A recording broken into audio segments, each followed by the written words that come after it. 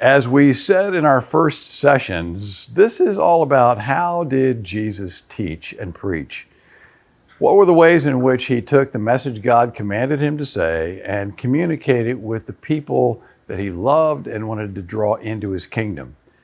We said in some of the other ones, there's some foundational things, that there are these 7 things that came together when Jesus was doing his teaching. They begin with culture. It moved on to the language he used, the literacy or literacies of the people that he was working with. He talked about the memory tools that are used there, the networks that Jesus used to diffuse his message. But then we get to the last 2, which it involves media. What media forms, channels did Jesus use? You know, the mass-mediated forms and the synagogue on down to a household or the 3 or 4 people he was with. Yeah, but what about this thing of arts? It relates to culture, yes, but it's much, much more than that. Jesus was an expert at integrating his message and eliciting from people the things that showed their arts then. And he got them to use it. What was he doing with his disciples the night before he was betrayed? He was having a dinner with them, and they participated in that meal. The bread and the wine, all those culinary arts that God designed for our good.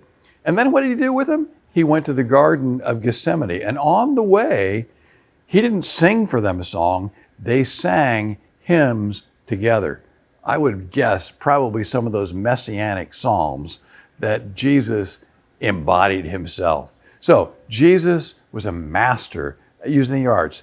Orality through the arts is a module that our facilitators would like to lead you to more completely immerse yourself in the use of different art forms, not just showing something up on the screen of a picture you've taken off the internet, but how would we create arts? More importantly, how would we get people in our church, in our schools, in whatever environment we're at, to create something on the spot with the truth, with the message of the kingdom that you've led them into. Now let them express it through the arts. When they do, they never will forget what they've produced there. And it will have some impact on them. And we've seen that when people use those arts, it changes their perspective. It makes them more amenable, more receptive to the truth God wants to do because they're participating in it. So, orality through the arts, you will learn all sorts of ways of expressing, from, yes, music and drama and poetry and pottery and all those kinds of things, even dance. I'll never forget John Maxwell in front of 50,000 people in Indianapolis, 50,000 men at a Promise Keepers thing way back in the 90s. Up on stage, he said, God told me that he wanted to see me express my joy to him by dancing. He said, I have no clue how to dance, but I just started dancing.